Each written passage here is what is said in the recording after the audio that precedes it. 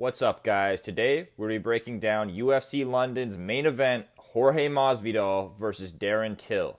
So, let's get things started with Jorge Masvidal. He has a record of 32 wins with 13 defeats. He's 34 years old. He's 5 feet 11 inches tall with a 73-inch reach, and he's fighting out of American Top Team in Coconut Creek, Florida.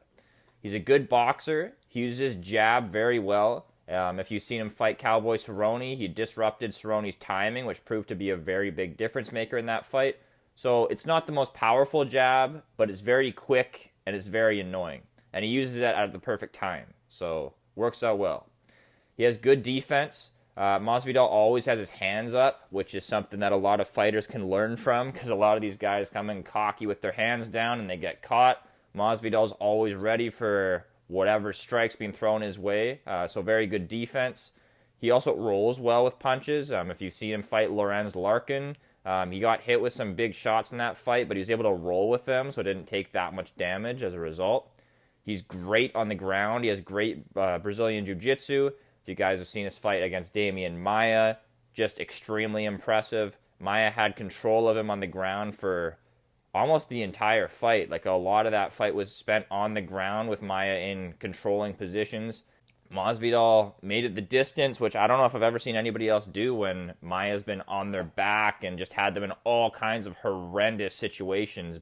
Gamebred showed his defense there. His jiu-jitsu defense, thought it was outstanding.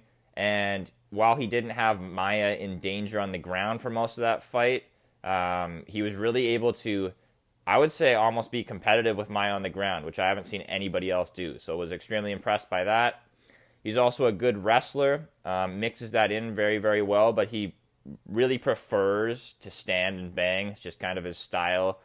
His background is literally street fighting. Like, this guy just loves to fight, so if he can avoid wrestling, he will.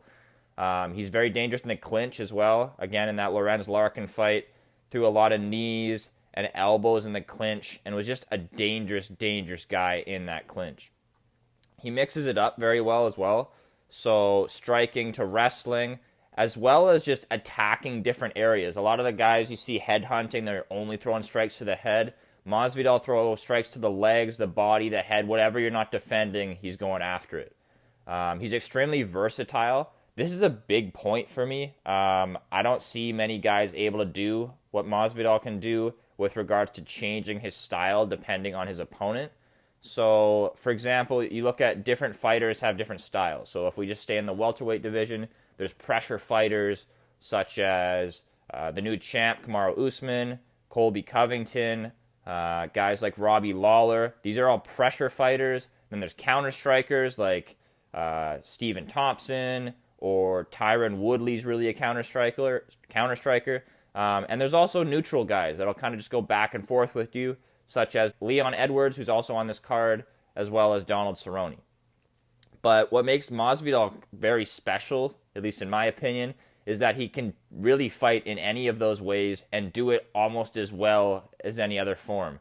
So whether he's fighting as a pressure fighter, a counter striker, or just neutral going back and forth with you, he's just as dangerous in any one of those styles, which is very unique and very rare in MMA. He's also tough as hell. I mean, going back to that Lorenz Larkin fight, he had a terrible eye poke in that fight, and he never even thought of calling it off, of quitting in there.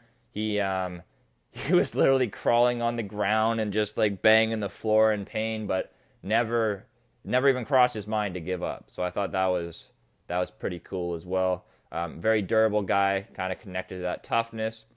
The one kind of downfall of Masvidal is his mentality. He can be very passive in fights, and he's lost a lot of split decisions as a result of that. And he also doesn't take certain fights seriously. He's been very open about this in the past, where when he thinks he's better than a guy, or he's just not excited by the fight, he really doesn't train for it. Like, he'll half-ass train for it, but it's not like he has that fire where he really, really is doing everything he can to get the win. In this fight, I guarantee you he's going to be doing everything he can. That's not going to be a problem here, but it's just something I've noticed in his past fights and in past interviews as well. I'll say a pretty controversial statement here. I think he's top 5 most well-rounded fighters in the UFC. So that goes back to the fact that he's well-versed in every facet of the game, whether it's in the clinch, whether it's striking at distance, whether it's in boxing range, whether it's on the ground. He's really well-versed everywhere. And then that rare thing which he possesses that most guys don't is that ability to completely change his style based on whoever he's fighting.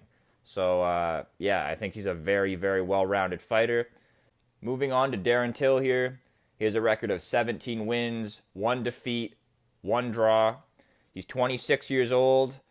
He's 6 feet tall with a 75-inch reach, and he's fighting out an Astra Fight Team based out of Liverpool with his longtime coach, Colin Huron. So, Darren Till, he's a very loose fighter if you've ever seen him fight. Fights a lot like Conor McGregor, like you can easily make that comparison. So he flows well, but just like Conor, he always has his hands very low, so he's very reliant on his reflexes in terms of defense.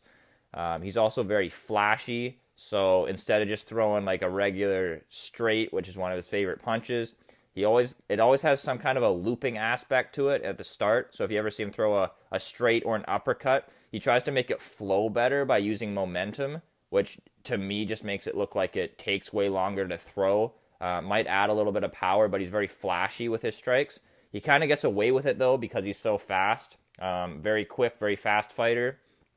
95% of his punches are basically either the jab, the straight, or the rear body kick. I'm not saying he's super predictable, but those seem to be his favorite strikes, and he really falls in love with them, especially the straight. You can easily telegraph the straight, at times at least, because he's always looking for it. So he kind of has to be careful of that, because he also, as I said, keeps his hands down. So if you're looking for that straight punch with your hands down and it's easily telegraphed, you're in the danger zone, man. His jab, on the other hand, very, very snappy. That's the only shot that I see him throw that's not really loopy. There's not really anything extra on it. It's really crisp, really technical, and just really good.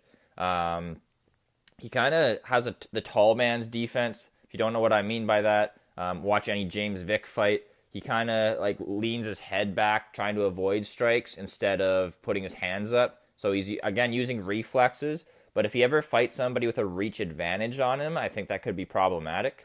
He throws lots of feints. If you ever saw the Stephen Thompson fight, a lot of people consider that fight boring. There was a lot of feints, very, very technical fight. I was impressed by Till in that fight, that he was able to be very competitive with Thompson in that one. Thompson completely wrecked his knee in the second round due to a Till oblique kick, and I thought Thompson was completely robbed in that fight. I think the judges must have scored it based more on forward pressure than really landed strikes, because I thought Thompson really not dominated but clearly won that fight. So that was a bit of a gift to Till. That one was also in Liverpool, which may be why.